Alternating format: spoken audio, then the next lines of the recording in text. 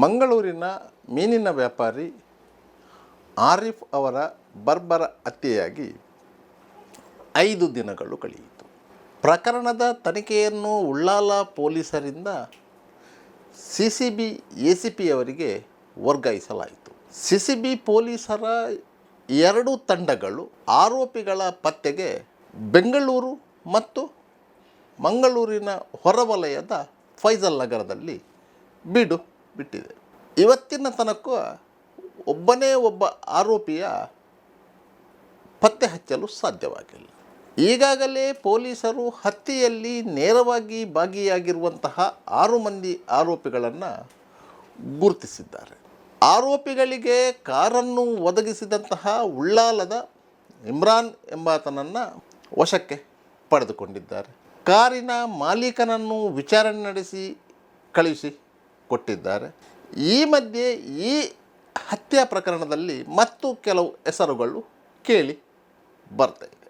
ಆರಿಫ್ನನ್ನು ಆ ರೀತಿಯಾಗಿ ಬರ್ಬರವಾಗಿ ಹತ್ಯೆಗೈಯಲು ಮೂಲ ಕಾರಣ ಏನು ಎನ್ನುವುದರ ಬಗ್ಗೆ ಚರ್ಚೆಯಾಗುತ್ತಿದೆ.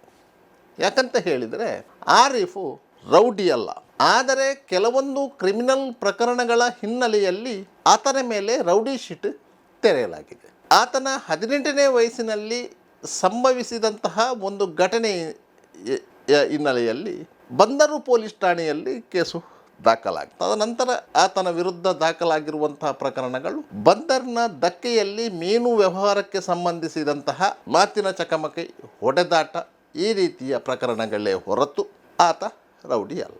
ಆತನ ಒಂದಿಗೆ ರೌಡಿ ಪಡೆ ಇರಲಿಲ್ಲ. ಒಬ್ಬಂಟಿಯಾಗಿಯೇ ಓಡಾಟ ನಡೆಸುತ್ತಿದ್ದರು. ಮುಂಜಾನೆ 3 ಗಂಟೆಗೆ ಮನೆಯಿಂದ ಎದ್ದು 4 ಗಂಟೆಯ ವೇಳೆಗೆ ಧಕ್ಕೆಗೆ ಹಾಜರಾಗುತ್ತಿದ್ದ. ಮಧ್ಯಾಹ್ನದವರೆಗೆ ಮೀನು ವ್ಯವಹಾರ ಮಾಡ್ತಾ ಇದ್ದ, ಮತ್ತೆ ಮನೆಗೆ ಹೋಗುತ್ತಿದ್ದ. ಕೆಲವೊಂದು ಯುವಕರೊಂದಿಗೆ ಬೆರೆಯುತ್ತಿದ್ದ, ಒಳ್ಳೆಯ ಮಾತು ಆಡುತ್ತಿದ್ದ, ಯಾರೊಂದಿಗೂ ನಿಷ್ಠುರ ಕಟ್ಟಿಕೊಂಡವನಲ್ಲ. ಯಾವುದೋ ಒಂದು ಚಿಕ್ಕ ವಿಚಾರಕ್ಕೆ ಮಾತಿನ ಚಕಮಕಿ ನಡೆದರೂ ಸ್ವಲ್ಪ ಸಮಯದಲ್ಲೇ ಅದು ಇತ್ಯರ್ಥವಾಗುತ್ತಿತ್ತು. ಇಂತಹ ಹಿನ್ನೆಲೆಯ ಆರಿಫನನ್ನು ಕೇವಲ ಒಂದು ಚಿಕ್ಕ ಘಟನೆಗೆ ಸಂಬಂಧಿಸಿದಂತೆ ಹತ್ಯೆ ಮಾಡಲಾಯಿತಾ ಎನ್ನುವಂತಹ ಸಂಶಯ ಮೂಡ್ತಾ ಇದೆ.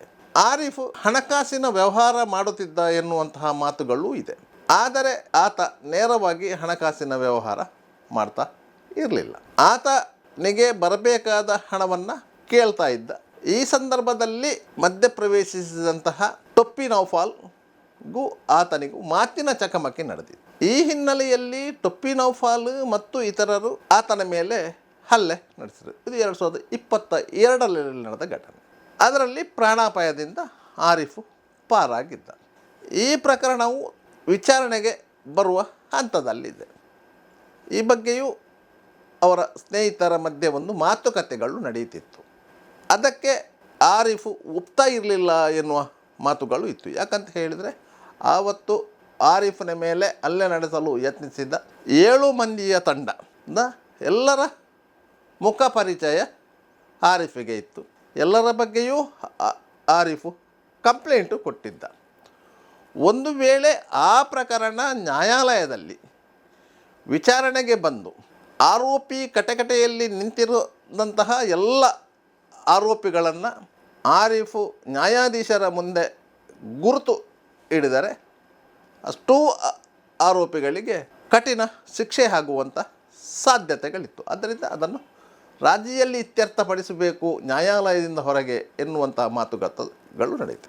ಈ ಮಧ್ಯೆ ಟೊಪ್ಪಿ ನೌಫಾಲ್ ಅನುಮಾನಾಸ್ಪದವಾಗಿ ಸಾವಿಗೀಡಾದಂಥ ಸಂದರ್ಭದಲ್ಲಿ ಆತನ ಕಡೆಯವರು ಆರಿಫನ ಒಂದಿಗೆ ಮಾತುಕತೆ ಆಡುತ್ತಿದ್ದವರೂ ಸಹ ಒಂದು ರೀತಿಯಲ್ಲಿ ಆರಿಫನಿಂದ ಮುನಿಸಿಕೊಂಡಿದ್ದರು.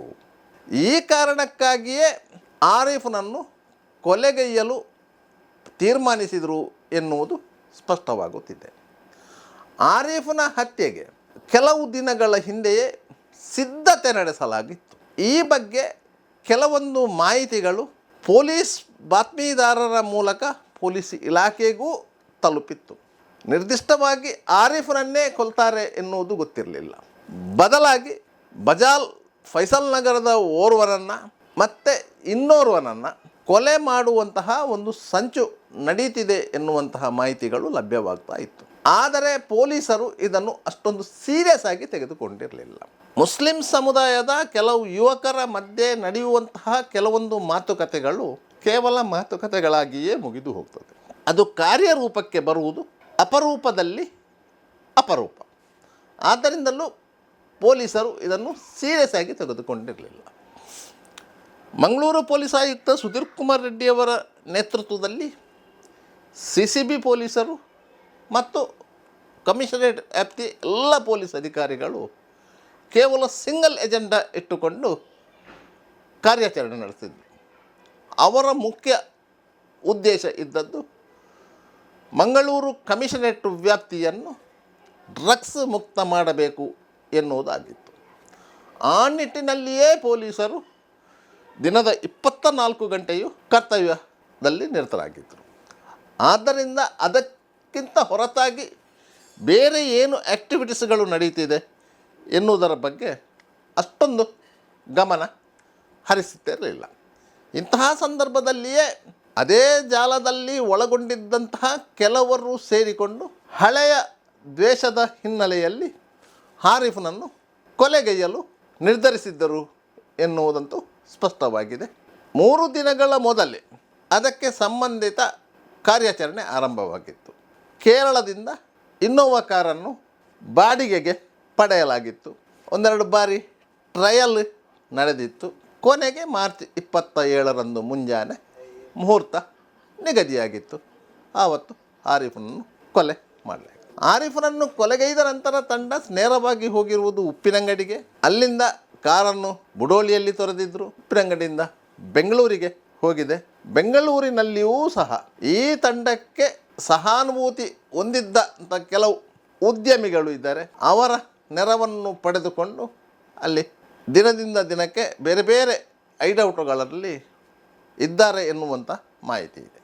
ಯಾವುದಾದರೂ ಸಂದರ್ಭದಲ್ಲಿ ಅವರು ಮರಳಿ ಮಂಗಳೂರಿಗೆ ಬರ್ಬೋದು, ಬಂದರೆ ಫೈಜಲ್ ನಗರಕ್ಕೆ ಬರ್ಬೋದು ಎನ್ನುವ ನಿರೀಕ್ಷೆಯಲ್ಲಿ CCB ಪೊಲೀಸರ ಒಂದು ತಂಡ ಕಳೆದ 2-3 ದಿನಗಳಿಂದ ಫೈಜಲ್ ನಗರದಲ್ಲಿ ಠಿಕಾಣಿ ಹೂಡಿದೆ. ಆದರೆ ಆರೋಪಿಗಳ ಪತ್ತೆ ಇಲ್ಲ. ಈ ಮಧ್ಯೆ ಆರೋಪಿಗಳನ್ನು ಪೊಲೀಸರಿಗೆ ಸರೆಂಡರ್ ಮಾಡುವ ಬಗ್ಗೆ ಒಂದು ಮಾತುಕತೆ ಆಂತರಿಕ ವಲಯದಲ್ಲಿ ನಡೆಯುತ್ತಿದೆ ಎನ್ನುವಂತಹ ಮಾಹಿತಿಗಳಿವೆ. ಆದರೆ ಮಂಗಳೂರು ನಗರ ಪೊಲೀಸ್ ಆಯುಕ್ತ ಸುಧೀರ್ ಕುಮಾರ್ ರೆಡ್ಡಿಯವರು ಅಂತಹ ಪ್ರಸ್ತಾವಗಳಿಗೆ ಸೊಪ್ಪು ಹಾಕುತ್ತಿಲ್ಲ. ಹಂತಕರು ಯಾರು ಯಾವ ಸ್ಥಿತಿಯಲ್ಲಿ ಎಲ್ಲಿಯೇ ಇದ್ದರೂ ಸಹ ಅವರನ್ನು ಬೆನ್ನಟ್ಟಿ ಹಿಡಿಯುವಲ್ಲಿ ಪೊಲೀಸರು ಶಕ್ತರು. ಆದ್ದರಿಂದ ಯಾರೂ ಮಧ್ಯಸ್ಥಿಕೆ ವಹಿಸಿ ಆರೋಪಿಗಳನ್ನು ಸರೆಂಡರ್ ಮಾಡಿಸುವುದು ಬೇಡ. ನಮ್ಮ ಪೊಲೀಸರ ಮೇಲೆ ನನಗೆ ವಿಶ್ವಾಸ ಇದೆ. ಅವರು ಖಂಡಿತವಾಗಿಯೂ ಆರೋಪಿಗಳನ್ನು ಎಡೆಮುರಿ ಕಟ್ಟಿಯೇ ಕಟ್ತಾರೆ. ಆದ್ದರಿಂದ ಅಂತಹ ಮಾತುಕತೆಗಳಿಗೆ ಅವಕಾಶ ಇಲ್ಲ ಅಂತ ಹೇಳಿ ಕಡ್ಡಿ ಮುರಿದಂತೆ ತನ್ನ ಅಧೀನ ಅಧಿಕಾರಿಗಳಿಗೆ ಸೂಚನೆ ನೀಡಿದ್ದರು ಎನ್ನುವಂಥ ಮಾತುಗಳು ಕೇಳಿಬರ್ತವೆ. ಆದ್ದರಿಂದ ಆರೋಪಿಗಳ ಮೇಲೆ ಪೊಲೀಸರು ಇನ್ನೊಂದು ಪ್ರಯೋಗವನ್ನು ನಡೆಸ್ತಾರಾ ಎನ್ನುವಂಥ ಸಂಶಯ ಇರುವುದರಿಂದ ಆರೋಪಿಗಳು ಸದ್ಯದ ಪರಿಸ್ಥಿತಿಯಲ್ಲಿ ಜೀವ ಭಯದಿಂದ ಓಡಾಡುತ್ತಿದ್ದಾರೆ ಎನ್ನುವಂತಹ ಮಾಹಿತಿಗಳು ಬರ್ತಾ ಇದೆ. ಈ ಮಧ್ಯೆ ಇಡೀ ಹತ್ಯೆಯ ಮಾಸ್ಟರ್ ಪ್ಲ್ಯಾನ್ನ ಹಿಂದೆ ಮಾರಿಪಳ್ಳ ಜಬ್ಬಾರ್ ಅವರ ನೇರ ಕೈವಾಡ ಇದೆ ಎನ್ನುವಂತಹ ಮಾಹಿತಿಗಳು ಸೋಷಿಯಲ್ ಮೀಡಿಯಾದಲ್ಲಿ ಹರಿದಾಡುತ್ತಿದೆ.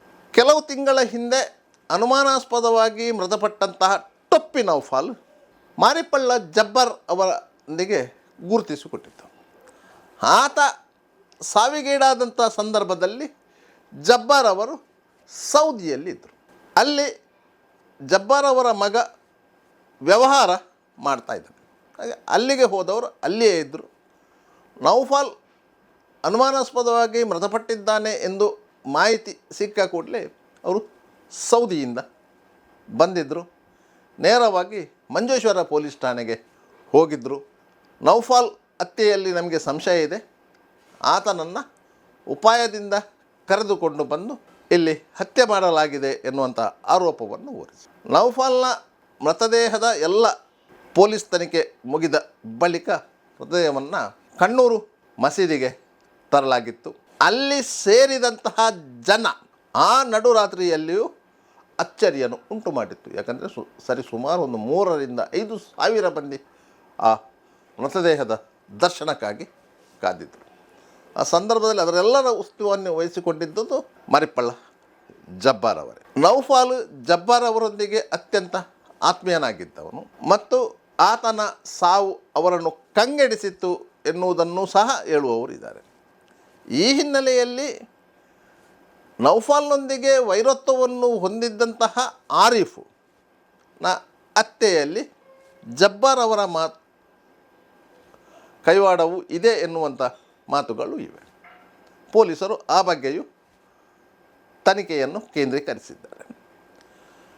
ಮಾರ್ಚ್ 27ರಂದು 3-3:30 ಗಂಟೆ ಹೊತ್ತಿಗೆ ಆರಿಫನ ಕೊಲೆ ನಡೆದಿತ್ತು. ಅದೇ ಸಂದರ್ಭದಲ್ಲಿ ಜಬ್ಬಾರ್ ಅವರ ಮೊಬೈಲ್ ಫೋನು ಸಹ ಸ್ವಿಚ್ ಆಫ್ ಆದದ್ದು ಇವತ್ತಿನ ತನಕ ಚಾಲನೆಯಲ್ಲಿ ಇಲ್ಲ.